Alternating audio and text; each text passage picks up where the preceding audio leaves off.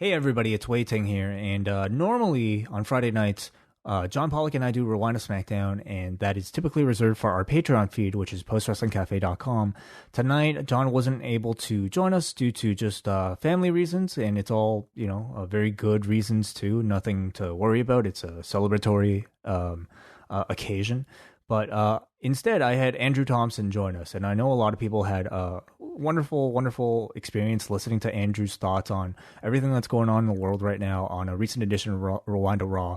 So rather than put this entire episode behind a paywall, I wanted to at least make our earlier discussion, the first half hour of this podcast, available for everybody to listen to. So it encompasses maybe a bit of an update on everything that's been going on in the world from Andrew's perspective, as well as a bit of the news going on in professional wrestling itself and some of your phone calls. So just decided to do this, because I think a lot of people should listen to it. And if you want to follow Andrew, you can find him on Twitter at ADThompson, THOMPSON __. Remember the double underscore, okay? It's not just a one underscore. Somebody took that, if you could believe it. So our Andrew, unfortunately, is relegated to double underscore status. So hopefully someday he can get rid of all the underscores.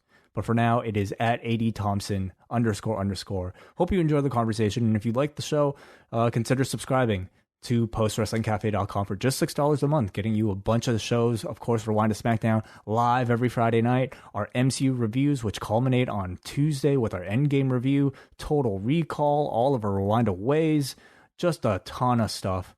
Way more than you can ever get in real life for $6. What is that getting you these days? Like a fancy, vitamin water or something. Anyway, postwrestlingcafe.com. Enjoy.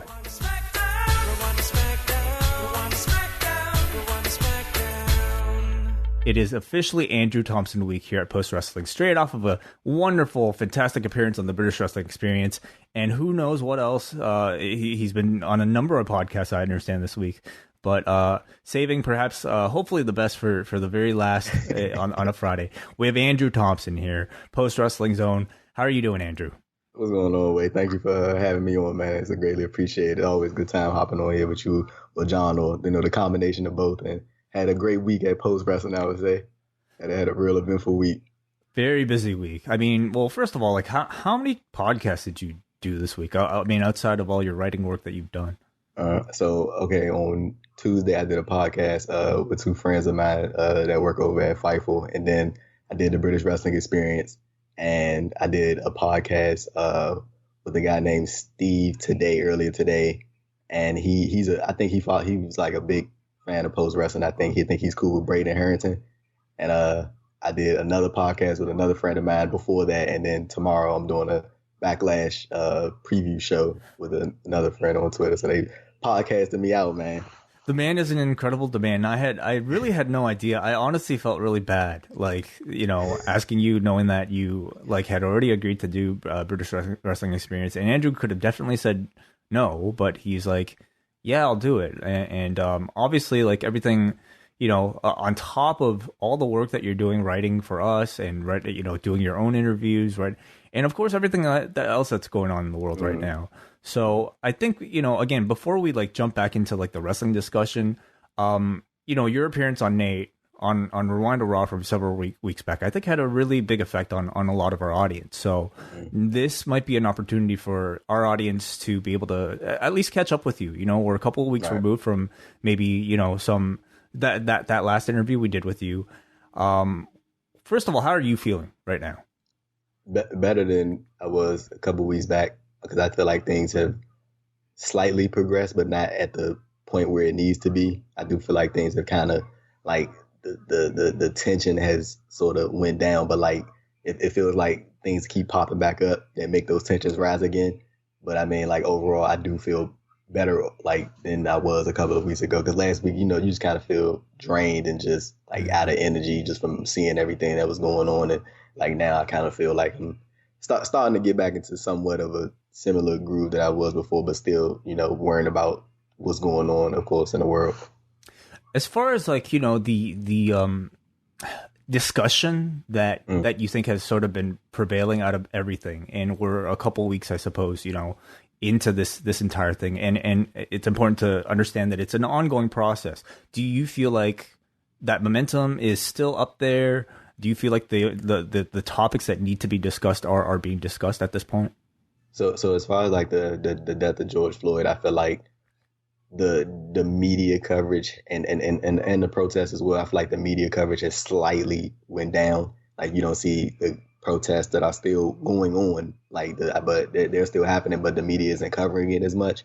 And it kind of feels like people are like, because we've seen this in the past when these things happen and it's like a big uproar for the first week, maybe carries over into the next week, and then after that everybody goes back to what they were doing and it kind of gets flushed to the wayside. But I kind of feel like with this, people aren't just like letting it go, and I really like that a lot, that it's not just being let go. And it seems like the media is trying to move on from it, but like the people are just not letting it happen, and that's one thing that I really like. And they're not letting this man's memory just fade in, like and just fall in line just with how things have happened in the past with similar situations like this. So I do feel like the momentum is still there, but not to the degree that it was a couple of weeks back. But I do feel like an impact is still being made. What do you feel like have been like the biggest, I think, discussion points coming out of everything from your perspective? The biggest discussion points probably would have to be like people needing to feel uncomfortable that don't like talking about these type of topics, because I feel like a lot of people, it's easy for people to like brush these things off and not speak about it. But I feel like the more you make people uncomfortable and not necessarily in a negative way, but just making them realize what's actually going on out here, and making some people realize the privilege that they do have. Like, cause some people, like I remember I did just talking to people of different races, particularly white men or white women, like, and hearing them like admit that they know that there's a white privilege there. And like, I feel like that's a big sign of progression, because they know it's there. And like you like just seeing how many, like I mentioned on the podcast a couple of weeks back that we did on RAW Raw with Nate, John, and you and myself, and we talked about how we're seeing so many young white men and women, so many people of other different races and ethnicities coming out to support this one cause. And I feel like that's a really big thing that's going to eventually make a change, because Black people have been trying to do this on our own for so long, and it hasn't gotten anywhere, obviously. So when you see so many people from so many different races and ethnicities just come out and support this one cause, it can get the job done. And I feel like the only thing really left to do is just keep pushing forward, because if you just let this thing die down, then it's going to be another situation that's going to happen, and start the whole process over, and it's a big recycle. So I think that's one of the big discussion points that's coming out of this whole situation. I could say for myself, like, I mean, these past couple of weeks have been an incredible, educational period for me. Just consuming as many, I think, materials as I can to try to understand exactly what is happening here, why we've arrived at this point, and really going on to think about what we can even do about it. Like, if you could recommend, perhaps, at this point, any sort of of the best materials you've seen that are out there that you would recommend for somebody to perhaps educate themselves further on what's going on in the situation. Because unfortunately, with the way that I think news is, with the way that even Twitter operates, you only see the most sensational things. You're only hearing about the protests. You're only hearing about the violence that might be out there. But not enough, I think, discussion is being placed upon why this stuff is happening. So is there anything you'd recommend? As far as why things are happening, I think that's a thing just within the system or the police department, honestly. And I think that's just a personal opinion as far as why they treat Black people the way they do. I think that's just a system within that they have constructed somehow, and I don't know why it's like that, but that's just unfortunately what it is. And I feel like it needs to come from within in order for people to actually know why it is the way it is, if that makes any type of sense. But if I was to recommend something, there's actually a documentary on Netflix called 13th, I believe, and I think Ava DuVernay made it. And have you heard about it? Yeah, it's fantastic, man. I highly recommend that anybody go check that out. And and there's plenty of like some of these threads that I like people are doing, like and some of like the viral tweets that people have, like they link a bunch of petitions to Black people that have lost their lives to gun violence by way of a police officer, and like you can read some of the descriptions of what happened and what led to these encounters, and then that can lead to you doing your own research and finding out what happened to these people. Like and it's just like it's crazy to me, like seeing, like getting reminded of some of the things that have happened over the past couple of years that have kind of been forgotten about. Like I tweeted out earlier this morning, like today, well, in a couple of days, it'll be the 5-year anniversary of the Charleston church shooting that happened in South Carolina, when the guy went in the church and targeted 9 Black people and killed them, and admitted that he did it because of their skin color. And then just seeing how, and when you compare how he was detained opposed to as a recent situation with George Floyd, you see a Black man not resisting and he gets forcefully placed on the ground and have his life taken. And then you have a guy who walks into a church and admittedly tells you that he went in there and killed these people just because of their skin color. And then you detain him properly and, ultimately take him to go get food because he wasn't problematic. Like that's like that just says like quite a statement to me, like the fact that they would treat this dude with so much respect after what he just did and admitted that he did it because of skin color. And then you have so many Black men and women that have been killed because of and just detained forcefully and basically have their lives taken from that. So it's just like thinking about that comparison, just like it's crazy to me, honestly, just seeing how things really are in America. Are there any, obviously, like something I've learned is that these are issues that are embedded really into a system that has been created over 400 years. And so any solution that comes up is nothing is going to immediately fix whatever's here. It's going to just take perhaps that much time in order to undo it. I had saw that you had quote tweeted something I had actually caught it through you actually when Ali did an interview with Sports Illustrated, and he's a former cop, and he's literally telling people that they're designed to hunt people. Like, and this is coming from, and like, I think that's what needs to happen. Like, this is coming from somebody who was in the police force, and people, Ali wasn't just there for a cup of coffee. He was in there for like 4 or 5 years. Like, he knows what it is. And he worked in Chicago, and that's one of those cities where I know it's a lot of trouble there for as far as crime and situations of the sort. But I also know that police have a certain demographic of Chicago that they target, and they specifically try to get in trouble and put them in difficult situations where they know they can't fight back from. And I know that's just the fact of what it is. But you hearing that from a dude like Ali, who was in the system, and he's telling you blatantly that they're designed to hunt.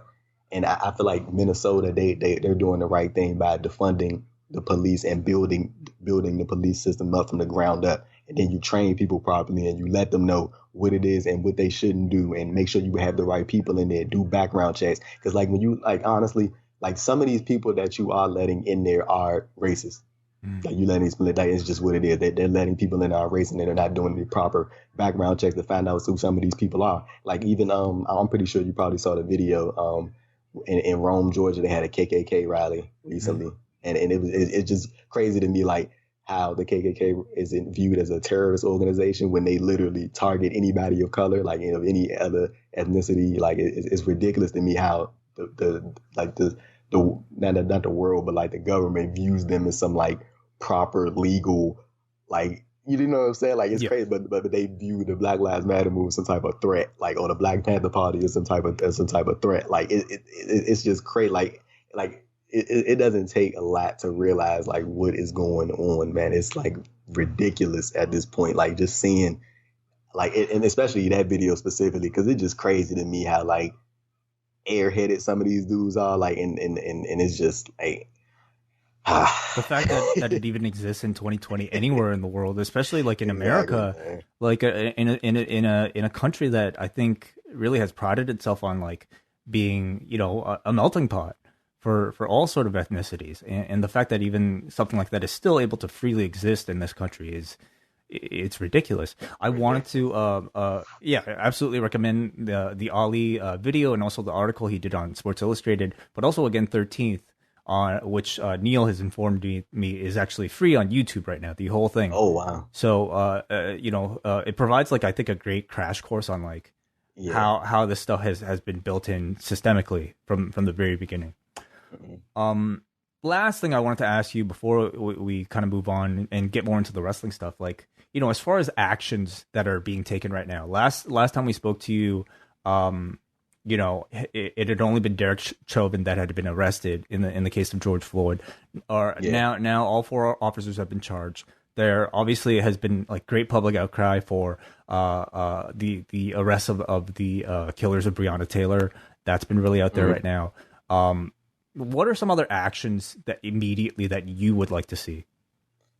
I honestly just from off the top, I really want to see these people get put in jail, and that's what needs to happen first and foremost. Like I read that one of the guys that was there when George Floyd was killed was released on a $1 million bond, and that's like just absurd to me. The fact that he had the opportunity to get on bond, you know, like it's and $1 million. I wonder where that's coming from, because I know that like it's just like crazy to me. And then it was actually a situation that I actually saw, and it kind of reminded me. It was a young man named Kendrick Johnson, and he was killed back. It was a while ago, and he got into an argument with a white male that they went to school together. They were in high school, and the other guy killed him and rolled his body up in a mat. I'm sorry if that's graphic, but that's what happened. And the guy's father was a FBI agent, and it's not directly confirmed. Nobody is confirmed, but it's kind of like people have just put two and two together,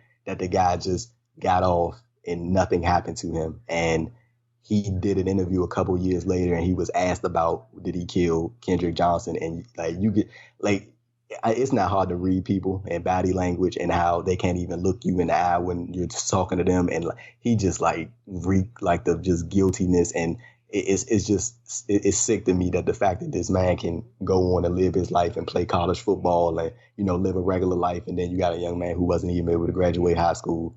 Like it's crazy to me. Like the fact that's like this man is like literally playing college football and has the opportunity to go live a life and probably have a family and do all that extra stuff. And, you know, like that stuff is crazy. But like, as far as action goes, to get back to your question, like, you know, again, I do feel like the main thing is putting these people in jail. But also I think that defunding the police department and building it back from the ground up is the proper thing to do in the majority of these states in America, because I feel like there's no other way. Like, I feel like every other option has been exhausted. Like the peaceful thing and being all calm and all that stuff, that has never worked, and it hasn't worked. And I feel like when most people I feel like when they say you need to be peaceful in these situations, I feel like that's just saying you need to be passive and you don't need to fight back. And I feel like that's all they're saying. Is just a nice way of saying we don't want you fighting back, so you need to relax. And I think it's just at that point where that needs to be done with. Like, it's either you do right by the people and put these guys in jail, and you can defund the police and build a system from the back up and teach these people who you're letting supposedly supposed to be protecting us, and teach them the right way. And one thing that I really want, man, and I noticed this a lot, and just from growing up and just seeing like how it is, I really want them to stop putting these police officers who come from these strictly like one race backgrounds. And what I mean by that is like they grew up in an area and they all they've known in their life is white people, right? And then you put them in a predominantly black area, they immediately come into these situations with fear because they think something's going to happen from because of what they hear on TV or what they read on social media. And that's one thing that I see a lot of cops get placed in these areas when they really shouldn't be patrolling these areas, because they're when you already a cop, I'm pretty sure most cops walk out with the fear every day that they might not be able to come home. And then when you have some of these people who they come into these areas where they have this inner feeling that something bad is going to happen, it ultimately leads to something bad happening. So that's what I kind of, one thing that I really want as far as like a change from within the police system, if it was to ever be a change.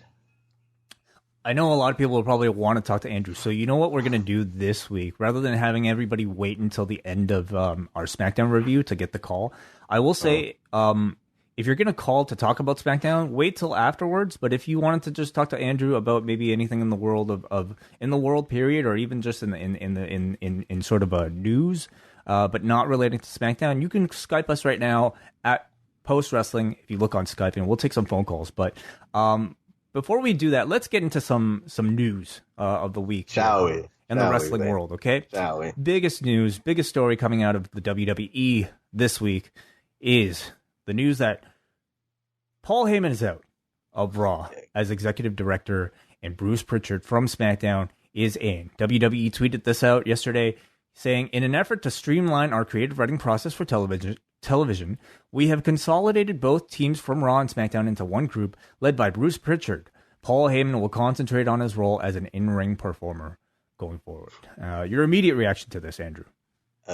Wait, isn't it crazy how just last year Eric Bischoff and Paul Heyman got appointed the executive directors of Raw and SmackDown, then 1 year later, Heyman's out, Prichard's in, leading both. Like, it's crazy. I just think, like, I never think when there's these, like, big creative shifts in such a short period of time, I don't never think that's a good thing. And I feel like, as far as like what Paul Heyman did, I feel like a lot of people kind of associated like seeing some of the newer faces on Raw, the Apollos, the Angel Garzas, the Austin Theories, the Andrades, and seeing the rise of Drew McIntyre, just the that Paul Heyman has had. I feel like the diversity that Paul Heyman has brought onto Raw, and I feel like a lot of people associate that stuff with Heyman. So it's going to be interesting to see how things play out over the coming weeks as far as, as Bruce Prichard takes over from, Heyman. And it's, I don't know, man. We going to see, but I feel like, Heyman did a really good job as far as bringing that diversity to Raw. The biggest questions certainly are with like talents such as, like an Apollo Crews and an Angel Garza, people who really have kind of received opportunities on SmackDown that you might attribute to perhaps Paul Heyman, but we shall see how far that'll continue. I'm certainly like, and John like wrote a really nice update about it on the site tonight. But like, he kind of hit the nail on the head. In the end, these are Vince's shows, and whatever Paul Heyman was putting out still had to be approved by Vince McMahon. Yeah. So how much are these shows going to actually change? I don't really know. I do find it interesting though that Paul Heyman is no longer going to be in charge, and they do say that he'll be concentrating on his on-air roles. But what on-air roles right now without a Brock Lesnar? Yeah, no, that's very true. I'm kind of interested if that means like he'll be doing something else, maybe being on the mic, being the mouthpiece for another performer. Like you said, we're gonna see what's gonna happen over the coming weeks. Let's go to the phone lines right now. Hansi, you're on the air. Please unmute yourself. What's going on, Way? Hey, Hansi. What's going on? Yo, I'll call back with the wrestling talk if that's cool later on. Yeah, sure. Yeah, that's cool. Andrew, first of all, I gotta say, I've been watching some of your interviews, man. I'm glad you're on the team, and I really enjoyed you and Nate's chat with Way and John. I'm someone that was brought into like kind of ignorance on from Western media, and from where I'm at from the fucking Stern show, I was trained with that kind of ignorance, even in humor and all that. And the last couple of years, it's kind of been hard because I've been kind of getting out of that, and I find myself not being able to be as funny because I thought humor was only rooted in the most racist, homophobic, or misogynistic type of stuff. So again, like, I'm glad that guys like yourself are speaking out, and I just want to know, like, what are you like? Again, I don't know where you are politically, right? But I follow a lot of leftist people, like, and that, not to be confused with neoliberal types who are on mainstream. And I followed them because I feel like they think that their movements get hijacked, and it's only meant for social influencers who get the credit and get the mainstream attention, but then like they don't really credit any of the grassroots movements that go on. And I just want to know, do you have any feeling about that? Because I feel like right now, with all these corporations saying Black Lives Matter and all that, it feels like we're in the Iraq War part of thing where all of a sudden people became anti-Bush during the mid-2000s, right? And then it just seemed blindly that everybody was going that route. So I just want to know, like, do you keep an eye out on people that kind of hijack the movement and kind of don't really have well intentions, or are you just kind of like taking it as is? And I apologize for running my time, but I just wanted to ask that. Nah, you good, man. Firstly, thank you for the kind words you said. I think it takes a lot for a person to like yourself to admit that they, were brought up under those certain ideologies and mindsets, and admittedly have changed, as you said. So big ups to you for even being able to admit that. And as far as people who they want to promote Black Lives Matter as a way to fit in per se, or just to get meshing with the status quo that what everybody else is doing. I'm not like super like locked in on other people when they do that stuff. Like, I mean, I think it's corny, but at the same time, I'm not one of those people that's looking to hunt everybody that does that, or in my opinion, feels like they're just using the movement to, promote their brand, or, it's no like genuineness behind it. So, I mean, it's like you can't really control what people do. Like, I feel like if I were to call somebody out on, trying to use the movement to just promote their own brand and stuff like that, I feel like it wouldn't change their mind regardless of whether I spoke to them or not about it. So I just try to just do my best to just focus on promoting it the best way that I can. And, I'm pretty sure that's pretty much the same for others as far as reacting to people who they feel like are being disingenuous with their actions. All right, thank you, guys. And I'll try to call back if there's time. But again, thank you for taking my call. I appreciate it. No worries. Thank you, Hansi. Let's get back to some of the news here. We have NXT and AEW ratings. And this is from postwrestling.com. AEW fell to its third lowest viewership figure in history with 677,000 viewers on TNT and falling 7% from last week. In the 18 to 49 demo, AEW was down 21% with a .23 that still left them at 14th for the night on cable. NXT was down 6%, registering 673,000, so only 4,000 less than AEW viewers on the USA Network, but NXT was down 20% in the Prime demo with a .16, ranking them 35th on Wednesday's cable programming. We're not going to go too news heavy here, but actually, I think before we do our last story, Jake, I believe you're on this line. Jake, can you hear us? Hey, gentlemen, good to talk to you again. How are you all doing today? How you doing? Well, what's on your mind? Good. Hey, I just want to say that it's been a few months since I've talked to you guys here on Skype, and I just want to call in and saying that thank you both, and as well as John as well. For your heart and passion on this huge issue. I was, for the past couple weeks here in the Chicagoland area, I was, as a photojournalist, I decided to cover the ongoing protest here at downtown Chicago and Michigan Avenue for my publication that I work with at my college here in Chicago. And it's been it's been a hell of a month for me getting to experience some of those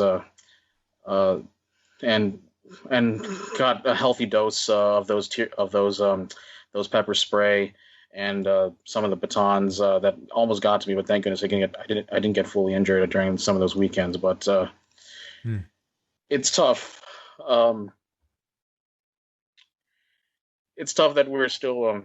I'm sorry, guys, a little emotional about this, but take your time. No, it's just it's tough that in the United States of America that we're still experiencing this kind of treachery that we have in our society today, and but I just want to, I always thought of wrestling as an escape for me and for many real world issues, but you just couldn't. It's just nearly impossible to escape this kind of stuff, and re-listening to your a couple weeks ago on Review of Raw with you guys and Nate Milton, it's just felt so better that just made me felt so better about myself and my confidence and what I should be and how I should treat others as a human being. It's just really thankful that you guys are. Have your heart and passion in this kind of issue. So, yeah, the photos that I had in my social media covering the riots and all that. I just pray to my Lord and Savior Jesus Christ. I pray to be such a better person, so I can treat others and also as well. Shout out my best friend for ever since childhood. He is a black pastor for the church that I go to, and a great quote that I got of him when I had him for coffee earlier today is that the only way that we can have reconciliation in our society is if we look ourselves in the mirror and just start being good to one another, no matter what the circumstances, no matter what color of your skin they are. Look at what Martin Luther King did, and how much he loved, and how much he showed God's love to all the people. So it's just I just want to say that piece, piece out of my heart, Lord, for you guys. So it's been an honor, and then this stuff like this is why I'm so proud to be a patron for you guys and supporting you guys for many years. Thank you for your heart and passion for this. It's just so wonderful to see. Thank you so much, Jake. Well, before you go, where can people find your work? I'm actually curious to see some of your photos. Yeah, sure. I'm starting to upload some more of that stuff. You can find me on Instagram, just at Jakeinator7. At it's jakershere.mp4. I'll just put it in the video chat here in the YouTube chat as well. And you can find me on Twitter at Jakeinator722. You can find all my opinions and all my proven points. I'm not gonna stay quiet on this. We had a huge spotlight on it last week, but this should not stop just for after a week. So this type of issue needs to continue. All right, stay safe, Jake. Yeah, thank you guys so much. Appreciate it. Appreciate you, man. Alrighty, so I think we're going to put a stop to the calls for the time being. You can call in a little bit later after we're done our review, because once I get to this next story, there's no way we can get back to a serious phone call, because our last story of the day, this is the big one, Andrew. The season finale of Total Bellas did a 693,000 rating viewers on E! That is more than AEW this week. That is more than NXT this week. And on top of that, they beat them not just in overall, they beat them in the Prime demo. They did a .29 in 18 to 49. Dude, Nikki and Brie Bella have an audience. They have an audience. And that's just all of them. They built this audience. And I think the season 6 got renewed. I mean, for the next season of the show got renewed. And I don't see that not getting renewed anytime soon. They just have a loyal fan base that legit loves them. So it's good to see that success, man. It's always good to see people come from outside of the world of wrestling and just take off, and they've done nothing but that since leaving WWE full time. I mean, I'm pretty confident in saying that. I feel like they've pretty much formed their own audience outside of the WWE at this point. It's very much more of an E audience, and this season was nothing about wrestling outside of Daniel Bryan being a big part of it, but really had very little to do with the WWE, and I think was primarily based off of several major life events, and of course Nikki's engagement to Artem, as well as the double baby news, but on top of that news, yes, they have been renewed for a 6th season, so that'll be coming up. And one final plug is that Pauline and I will have a recap of the season finale tomorrow on the Post Wrestling Cafe feed. So, Andrew, I'm sure you'll be paying attention to that. All right, everybody. So that was a preview, I guess you could say, of tonight's edition of Rewind to SmackDown. If you want to listen to the rest of the show, including our full review of SmackDown, the ridiculous Jeff Hardy, Sheamus, urine testing angle, fantastic AJ Styles, Daniel Bryan match, a bit of a preview of Backlash, as well as your phone calls, you can listen to the rest of the show and every edition of Rewind to SmackDown right on the Post Wrestling Cafe, which is our Patreon. And for signing up for $6 a month, you get every edition of Rewind to SmackDown. You get our entire archive of Rewind Away shows. You get Total Recall, the season finale of which will be releasing tomorrow. And Tuesday, it is our Avengers Endgame review. It is the culmination of it all. We'll be joined by myself, John Pollock, Nate Milton, Brent Chittenden, talking about pretty much the MCU as a whole, but specifically this fantastic 3-hour experience. So $6 a month, again, gets you all of that, as well as our entire archive of shows. So if you like what you hear right now, want to hear the rest of the show and a bunch of other things, I'm going to stop talking right now. Just go to postwrestlingcafe.com. Thanks a lot.